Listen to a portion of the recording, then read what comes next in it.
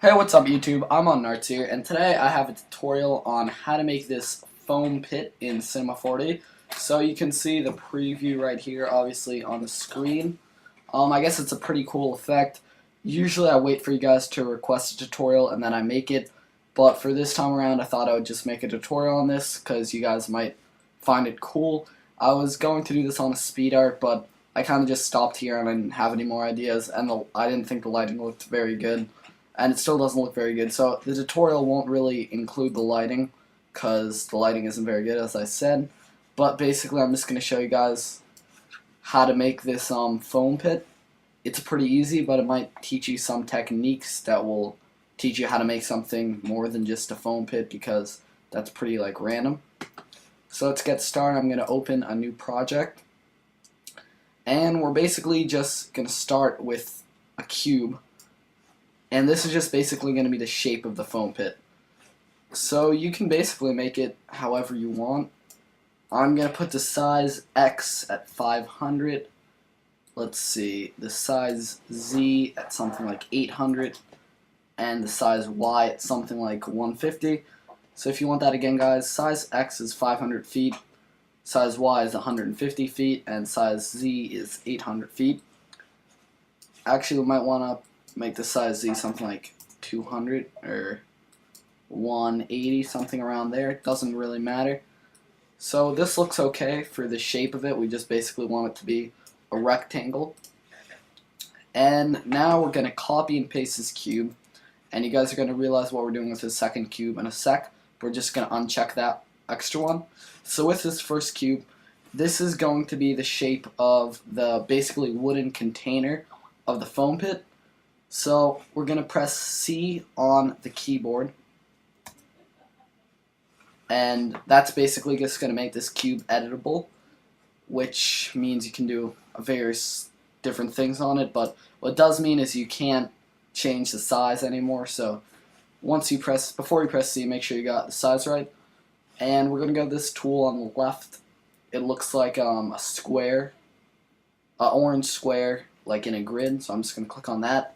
And this lets us select the faces of the cube, and we just want to select the top face, and we're just going to delete it, and this is going to make it so the cube is hollow, which looks pretty cool.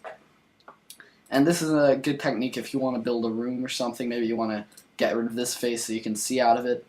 Well, whatever, but that's basically how you do it. Alright, so next we're going to give this shape some depth by using explosion effects. So we're going to click on the deformer section, and we are going to go to explosion effects,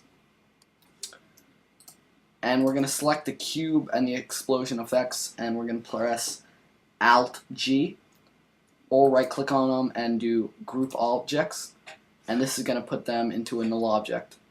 And you can see now this cube has depth to it. So to control the depth of this cube, we can increase, not the time. We want to go in the explosion effects and go to the cluster, and we can edit the thickness, and this is basically the thickness of the border. I'm going to put this at 30. You guys can use whatever value you want. I think 30 is pretty good. So that looks okay for the cube. I'm going to turn gravity to none, so it doesn't like fall down. Alright, so that's looking pretty good. We got our depth, and now let's just make the foam inside the pit. So this is where this secondary cube is going to come in handy. Basically, we're just going to reduce the size of this so it fits inside the other cube. So something like this. And this is basically going to be representing where the cubes are. So now we're going to make the cube that's going to be each one of those little foam pit things, whatever you call them, pieces of foam.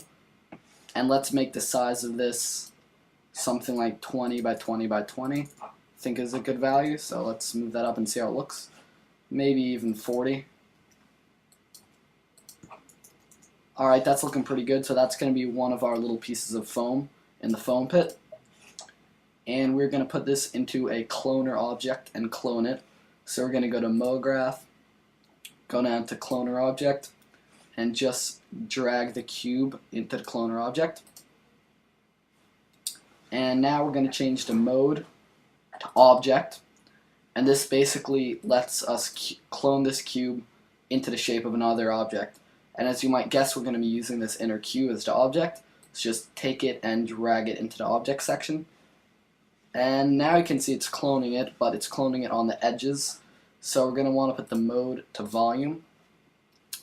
And we're going to click render instances, which basically increases the speed in Cinema 4D and makes it so it's not going to force quit on you.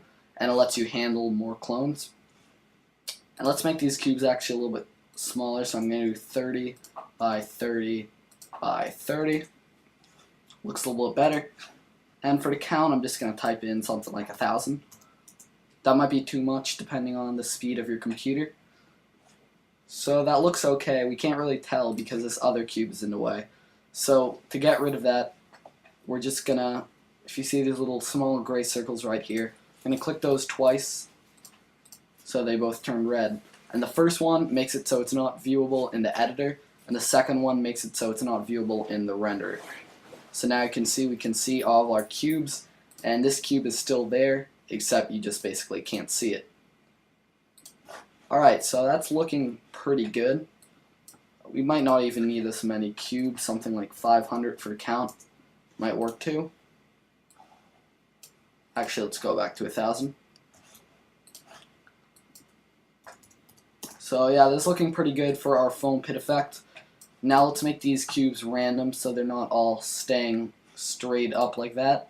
So we're going to select the cloner object, we're going to go to MoGraph, and we're going to select Random Effector. And this looks pretty crazy right now, but we don't want this, so we're going to uncheck the position so it doesn't randomize the position. And we're going to check off the rotation, and we're going to type in 50 degrees, or something like 50 degrees, for all of these values. And now you can see the rotation of these cubes is random, so it looks more like a foam pit. So that's looking okay. Now let's give it some color and do the materials. Basically for the ramp and for the room, I'm not going to do the tutorial on that. Basically the ramp is just a spline with extrude NURBS, and the room is just a big cube. So you guys don't really need a tutorial on that. I'm just making a tutorial on this foam pit effect. But again, hopefully you guys will use this for more than a foam pit and take it to the next level, make it whatever you want. Anyway, let's start adding some materials. So we're just going to double click right here, edit this material, and for the color, just choose whatever color you want to make the cubes in the foam pit. I like doing multiple colors, you can choose one, but I'm going to just copy and paste that material and make another one that's yellow, and then copy and paste that again, and make kind of a pinkish red, which is like one of my favorite colors. Alright, so we got our 3 colors, and basically depending on how many colors you want, you're going to want that many cubes in the cloner object. So since I have 3 colors, I'm just going to control drag, which duplicates the cube until there's 3 of them. So now we have 3 cubes in the cloner object, and this doesn't make it so there's actually more cubes. It just makes it so the cubes basically, the cloner object clones these 3 different cubes. So you'll see what I mean in a second. So I can drag this material onto one of the cubes, and this basically means it's adding this material to 1/3 of all the cubes. And I'll drag this material onto the second one, and drag this material onto the third one. So that looks pretty cool. We got random different colors in the foam pit. So that's about it for the tutorial. One thing we want to do is add a cool kind of wooden material on the border of the foam pit. So let's just go to the content browser in Cinema 4D. So click here, and let's see. Let's try going into the architecture edition. It might be different if you're in R12, but you guys will probably be able to find your way around. I'm just going to go to materials. Let's go to wood. Actually, they don't have a very good selection in this one. I'm actually going to go to the engineering edition, go to materials, and go to wood. And now you can see we have some cool wooden materials. Oops, didn't mean to load that. So you can choose whatever one you want. I'm just going to go with the simple pine wood. So I'm going to double click, and that's going to load it in. And now I'm just going to drag it onto this null object, put the projection at cubic, and check off seamless, which might or might not work. It depends on the material. Let's just render this real quick. Alright, and the seamlessness works. So I'm not adding a tutorial on the lighting because the lighting I did wasn't very good. But if you guys want to know, basically I just had a plane at the top of the scene and a plane at the front of the scene. Well, that's about it for this tutorial on how to make a foam pit in Cinema 4D. I know you guys probably don't want to make a foam pit, but hopefully you can use what I taught you in this video to make something more, basically to take this to the next level. So thanks for watching, guys. I hope you found this tutorial helpful. If you did, please like the video, and if you want to, you can suggest a tutorial in the comments. Alright, thanks for watching, guys.